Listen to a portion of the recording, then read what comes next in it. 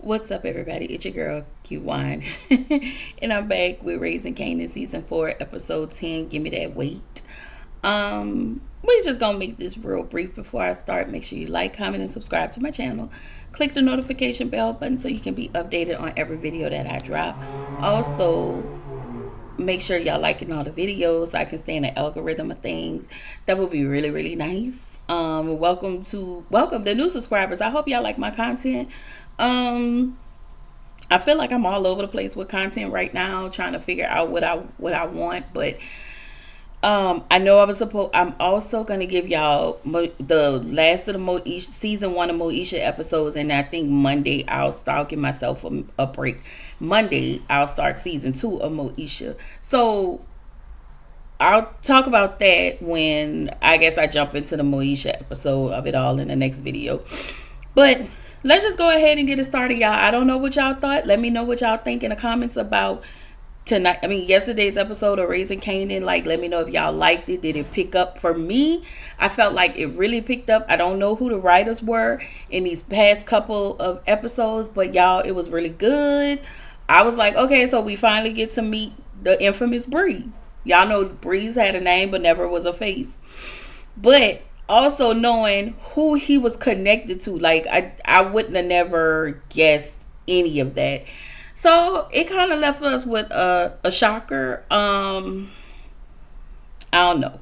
So anyway, the episode starts with Kanan. Of course, Juke told him about Crystal, and now he's pissed. You know, he's basically crashing out, you know, breaking stuff, tossing stuff around, you know. So he started to cry. I ain't gonna lie, even though Kanan been on my nerves, I felt sorry for him because he was really losing the people around him, and we see that Kanan really did care about people. Like when we look at the versus the adult Kanan that we see, who ain't give up about nobody, like we finally figured out how all of this came about. How did that Kanan, how did we get to see how did Kanan actually came about? He really did care about people, you know. And it's not for me putting Rock down. I'm just saying Kanan really did care, you know. And I really felt sorry for him. He laid on Juke's lap and he cried. So Rock and Lou, y'all know we left off last week with them meeting up with Neek. She tell him, you know, Kanan don't have nothing to do with it. So of course she going in there approaching him about Kanan. And Neek tells Rock, you know, Kanan is in all of this because of you. Like, you're not the motherly parent that you think you are. He didn't say that, but basically, like, that's what he said. And so he also discloses to Lou about him and Rock sleeping together. He was like, so I bet you didn't know that me and your sister was smashing. And, you know, he go into detail how he was clapping Rock cheeks. And I was like, okay. You could have been clapping mine. But whatever. You know, it's fine. But I ain't gonna lie. That made me realize, like, do you still have some sort of feelings for Rock? I feel like he really do underneath all of that in this brain injury, which we never really dug into his brain injury. All we saw was it just made him even more, you know, just, I guess crazy would be the more, I don't want to use the word crazy, but he's not thinking straight. Like Kanan, he's not thinking straight. So anyway, Kanan, in the next scene, Kanan tell Juke the crash out was not just about Crystal. He said it was about everybody, anything. He said he feels like once he care about somebody, you know, that person will be taken away from him.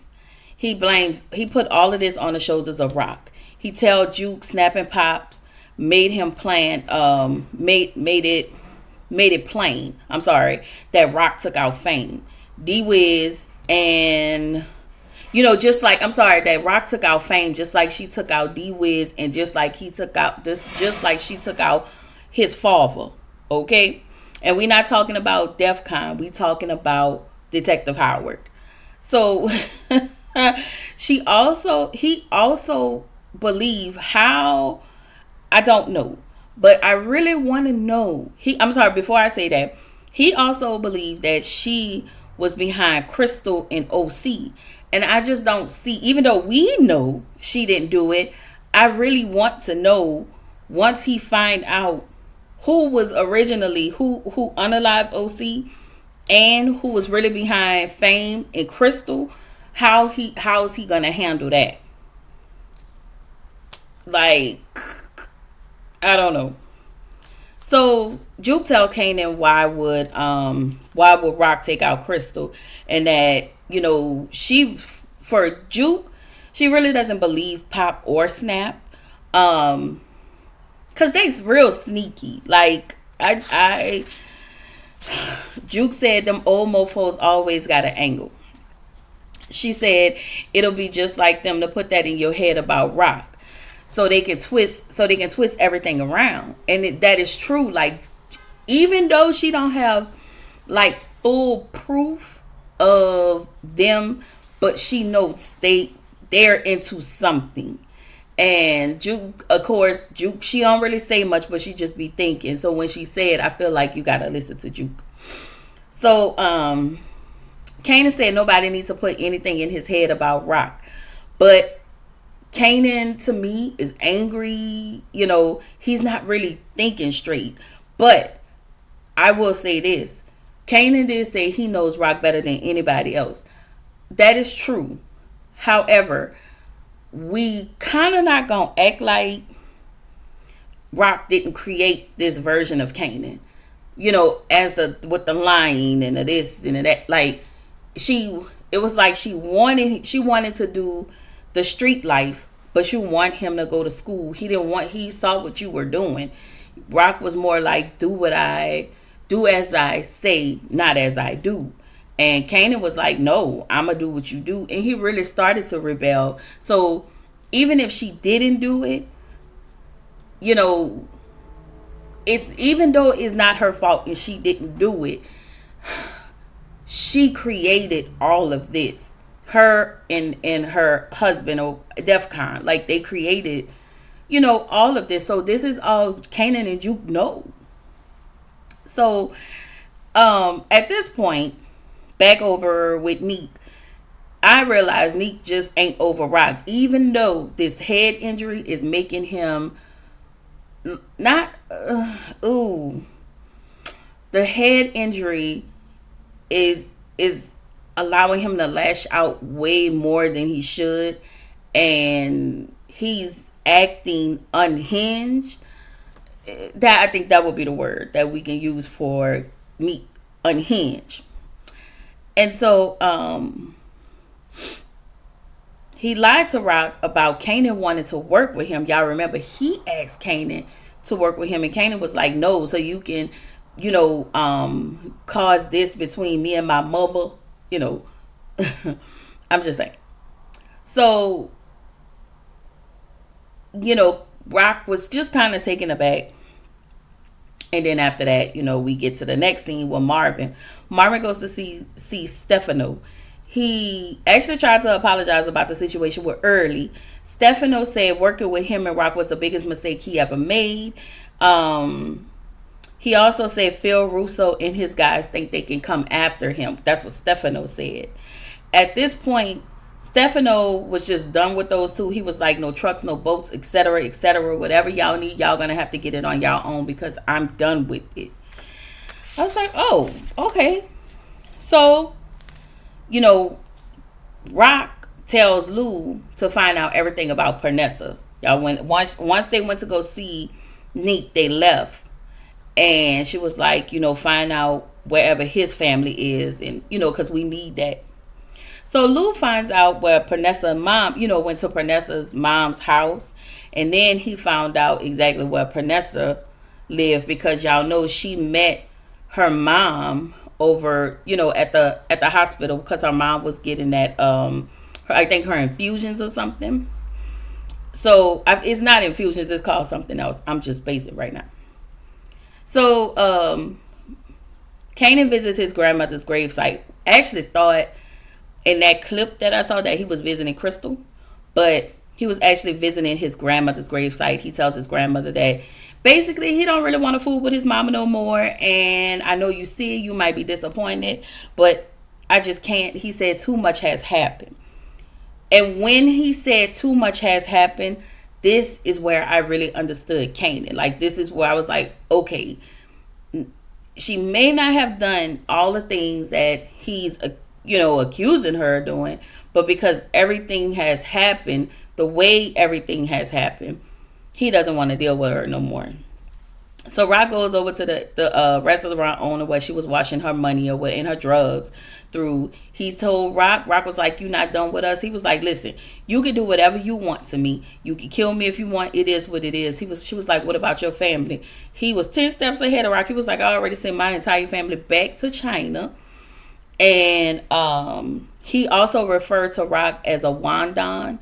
It's a version of a monster. He tells her, if you want to go ahead and take me out, it is what it is. I'm not tripping. Rock doesn't see the monster that's in her, that who she is. And again, this is not me being hard on Rock. This is just me noticing certain things. Like, I really like Rock, but I mean, she is. They are all monsters, like, or Wandons or whatever he called it. And he explained what it was. So in the next scene, Kanan goes to visit Crystal's stepdad. He asks about Crystal's mom. Her stepdad said, Crystal and her mom had their problems. And it was just the lack of accountability that he didn't take, but Kanan held him accountable in that moment and said that you were the issue between Crystal and her mom. And, he was looking for information. And then he left. He said what he said, and then he left. So we still see Lou is still following Pernessa. In the next scene, Juke come out of the pizza shop. Of course, Garcia is pulling up on her, asking her about Crystal. And he tells her that it was a black woman. So it was a black woman. You just assume that Juke is a person of interest. Okay. He said that the woman fit the description of Juke. And of course, y'all know how this goes. Juke cursed him out and she walked off. I just want to find out what made her become a detective. Like, I'm hoping in this next season we see how she become an officer. So, in the next scene, Kanan is talking to Pop and Snap. He go over to pay them a visit. He's telling them Snap, or was it was either Snap or Pop. And they tell him about all of his friends are being unalive, and that looks bad on us. That makes it look like we did it. Is the poor, it's a poor reflection of us. Then people gonna start coming after us. And I was like, but y'all did unalive 2 of them. Okay, like, y'all had y'all hands in 2 of them. So it's just, I don't understand how he don't see it. But I guess, So he's asking them to find out about Crystal. Because y'all know last time he asked them to find out about Fame. And they lied to him and gave him the information Crystal told him. And so Pop and Snap tell Kanan that they heard about him linking up with Neek. Kanan said about linking up with Neek, but about Neek wanting to work with him, and Neek told them that Kanan wanted to work with Neek. Kanan was like, I didn't say anything about that. So he cleared that up.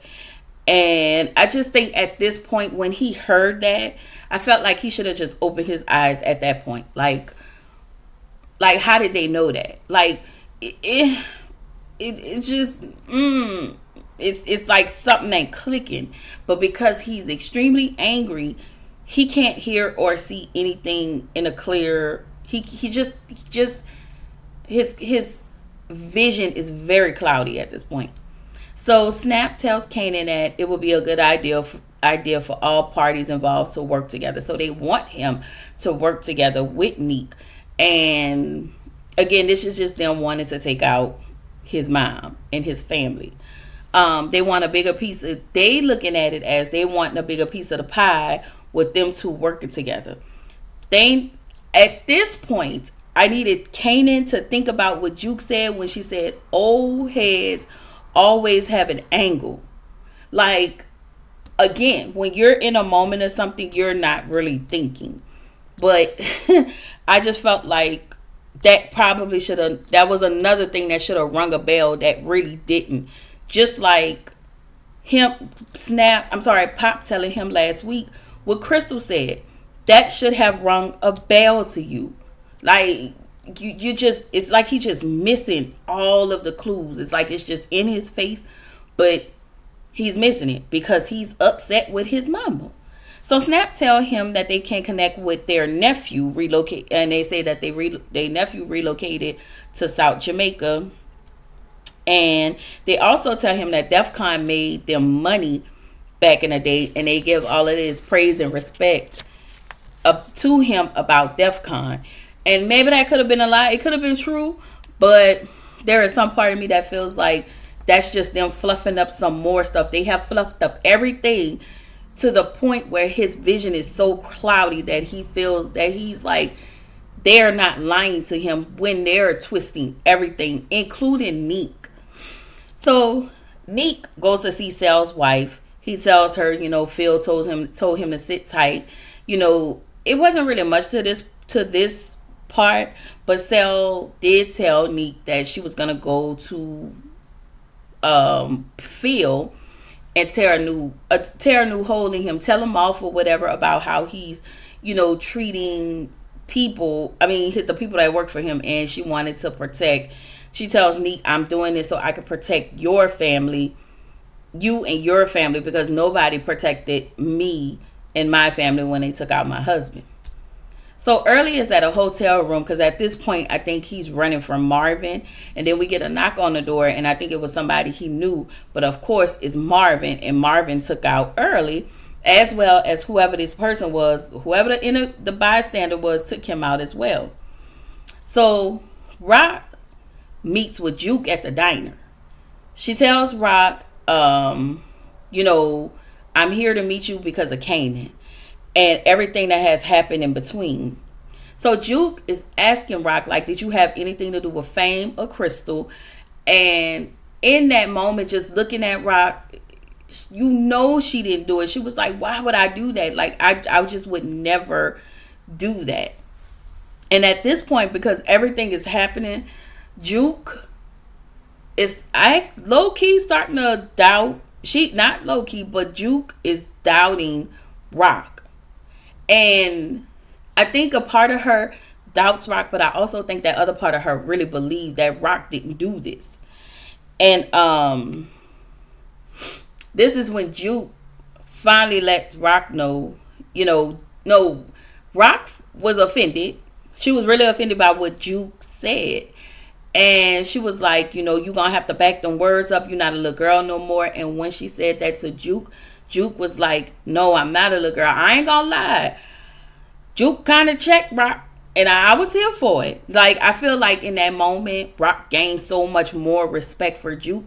And she was like, just because you don't see me doesn't mean I ain't see whatever was happening around me. Or, she told them that they treated her like she was invisible. The only time they seen her was when she was sitting next, whenever she was next to Kanan. That's the only time she felt seen. But she told them, y'all may not have seen me then, but I see you. And it was just like Juke always stepped her balls up quietly, but she really stepped it up this time, and Rock was really taken aback. I think she was pissed, taken aback, but she ultimately had this respect for Juke.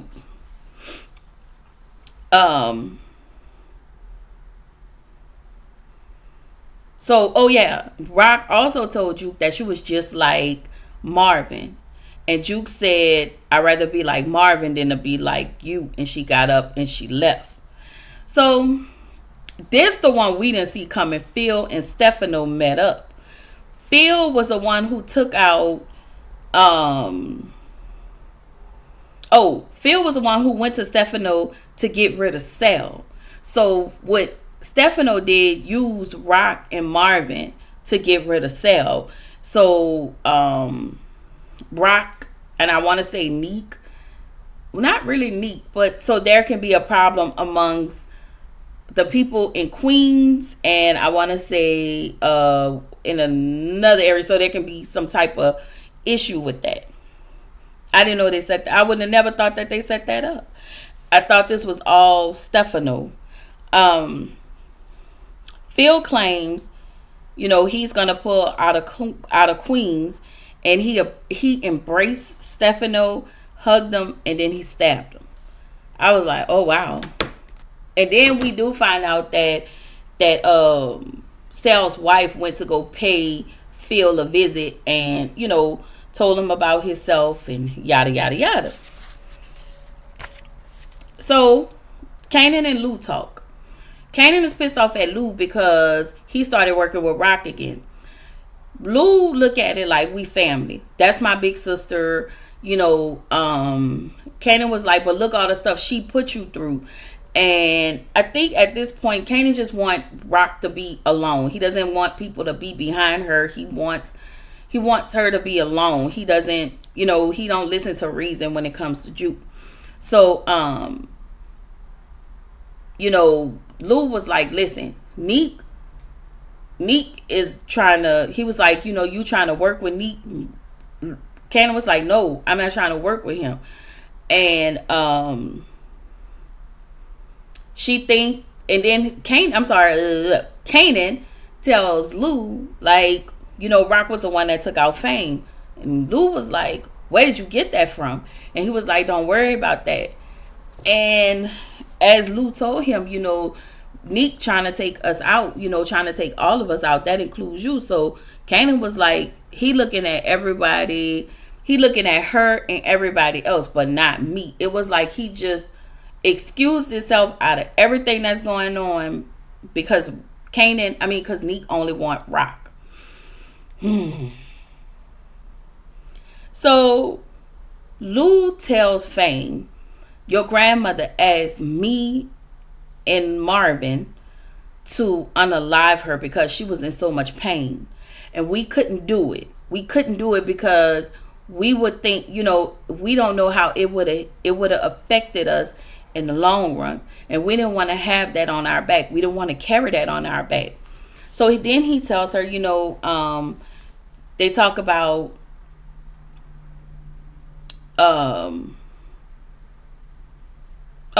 he also tells Kanan that it was your mom that helped your grandmother get the one thing she wanted, and that was to go in peace and not be in any of this pain anymore.